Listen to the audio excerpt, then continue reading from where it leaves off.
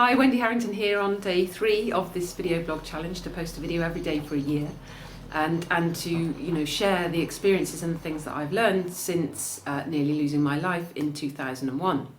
And today I want to share my near-death experience with you. And what I've realised is that when someone says they've had a near-death experience, it can mean quite different things. And so for some people, what it means is that they nearly lost their physical life, and coming that close to death gives them this kind of like a wake up, and a feeling of a preciousness of all life. And then for others of us, like me, we actually experience even something greater than that, something beyond.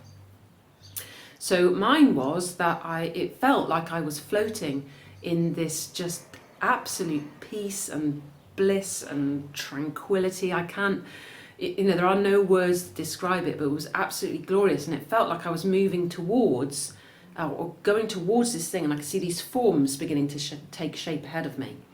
And it was so gorgeous, I really wanted to go. I just was really, really happy to be going there. And then all of a sudden, I've just felt this tug on my arm, and it stopped me from my forward motion. And when I looked back, it was my husband. And I tried to pull him, and he wouldn't budge, because I really wanted to go, and I wanted him to come with me. And then I just heard what I can only think of must be telepathically, because I heard in my mind from these forms, they said, if you come, you must come on your own. Now, I really wanted to go. I had no sense of the physical world.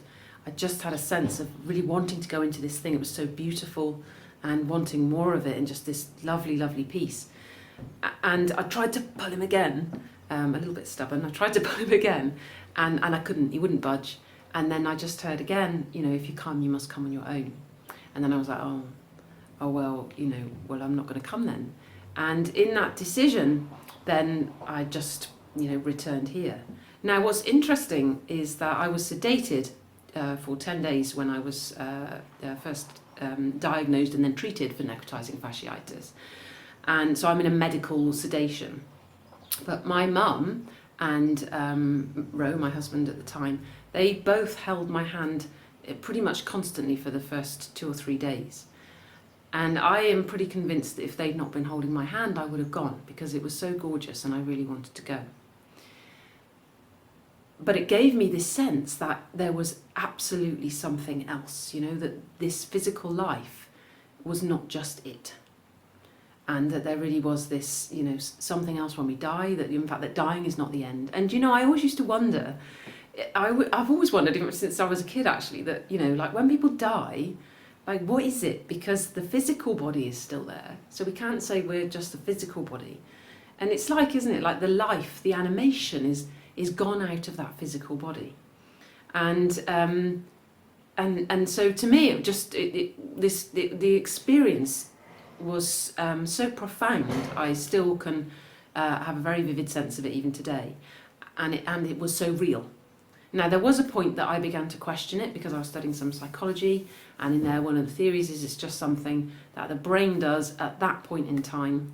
But what I want to share with you is I've experienced that loving presence, that sense of going beyond just my physical form, the expansion into the knowingness of all things on many occasions since. So I'm going to be sharing that with you as I share this video series, that it wasn't just that one experience, it's something that has continued, and that loving presence, that sense of connection, that expansion is something that has continued as well. So so there we go, that's my near-death experience. Thank you for listening, and I really look forward to speaking to you again very soon. Have a fantastic day or evening, depending on when you're listening to this. Lots of love from me to you, and I just want you to know this one thing: you're amazing. So know that you're amazing, I'm amazing, we're all amazing, and it's about time that we all reconnected with that and remembered that. So that's kind of my mission, is to share this incredible love which connects us all, and for us to heal the old hurts and wounds and expand beyond the boxes of ideas of what we have the world is, so that we really can come to a place of peace, harmony, love and joy in our human experiences. So lots of love, and I'll speak to you soon. Bye bye.